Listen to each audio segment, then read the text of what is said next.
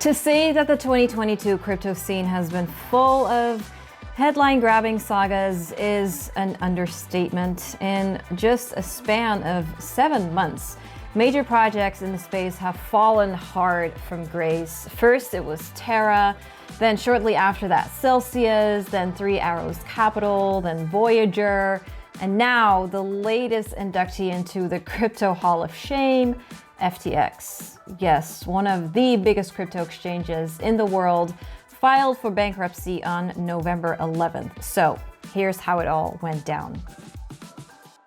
The day is Wednesday, the 2nd of November. CoinDesk, a crypto news website, releases an article on Alameda's balance sheet.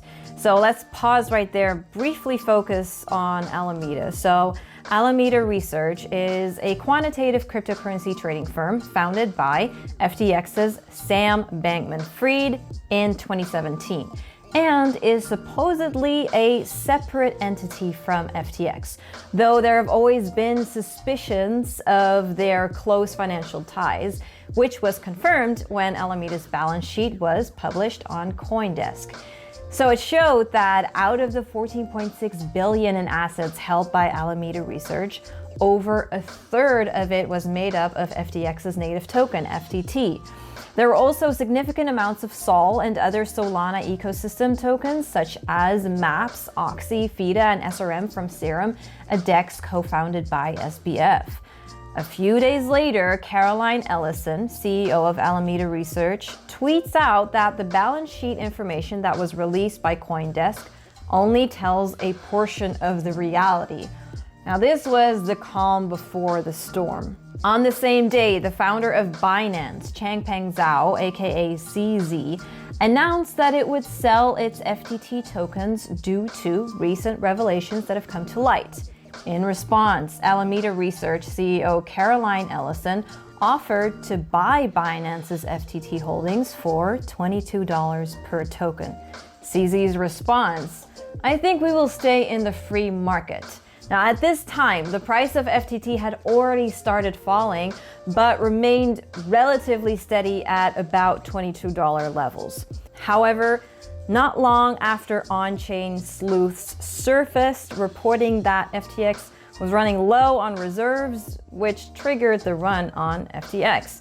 All that was fuel to the already fiercely burning FUD fire, and as a result, FTT's prices started free falling as fearful users rushed to withdraw funds from FTX and dump their FTT holdings.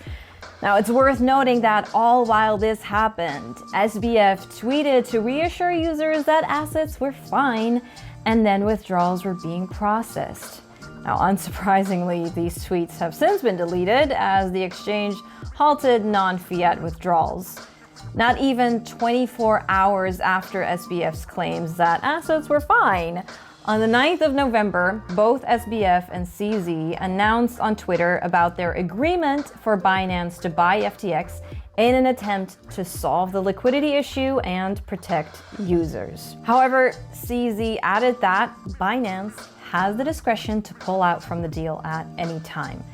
This statement didn't take long to materialize, as just a little less than a day later, Binance pulls out of the deal, saying that it had arrived at that decision as a result of corporate due diligence. Just a day before resigning as CEO, SBF released a statement apologizing to FTX users and claiming that they're doing everything possible to raise liquidity.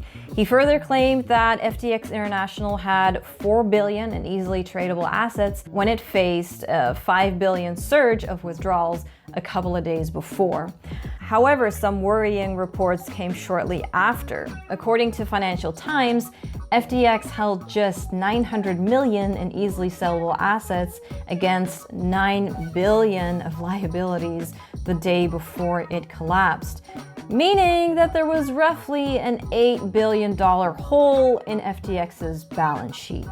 Anyway, to cap off the shocking downfall of one of the biggest exchanges in the world, on November 11th, the company filed for bankruptcy and Sam Bankman-Fried announced his resignation.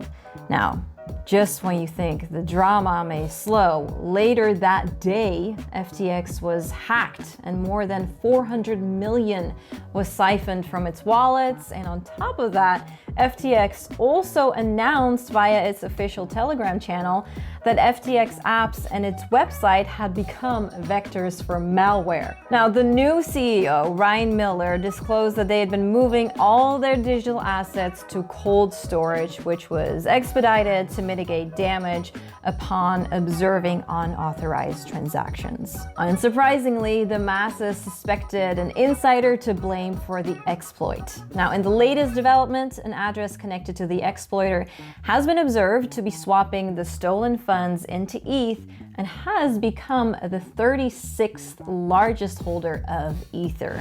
So, did FTX's collapse have any effect on the crypto industry? Well, just like the Celcius, Terra, and many other crypto fiascos, FTX's collapse had a ripple effect on the industry and dealt a blow to an already struggling crypto market.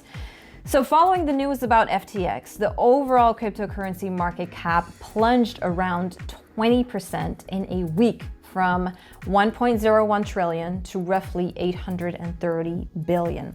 Now, the world's biggest cryptocurrency, Bitcoin, fell to a new low below $16,000 since November 2020. Some major projects were also affected due to exposure to the exchange. For instance, platforms like BlockFi had to pause withdrawals and even ask clients not to submit any deposits to BlockFi wallet or interest accounts. Investment firms like Sequoia Capital and Gallery Capital were also exposed to the FTX collapse, with the latter reporting having roughly half of its capital stuck on FTX. The Solana Foundation also disclosed in a blog post that it held 134.54 million SRM tokens and 3.43 million FTT tokens on FTX. The blockchain seems to have taken a bigger blow from the saga compared to other blockchains, with even FTX issued wrapped assets like So Bitcoin and So ETH depegging as they became completely unbacked.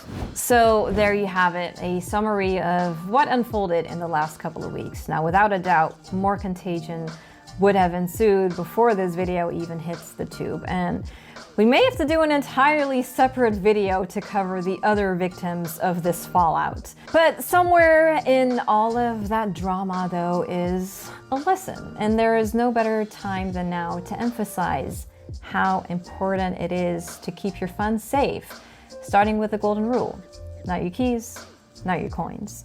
Regardless, this has taken even many crypto veterans by surprise, to say the least, and even some of us at CoinGecko took some hits. So our heart goes out to anyone affected by this tragic turn of events.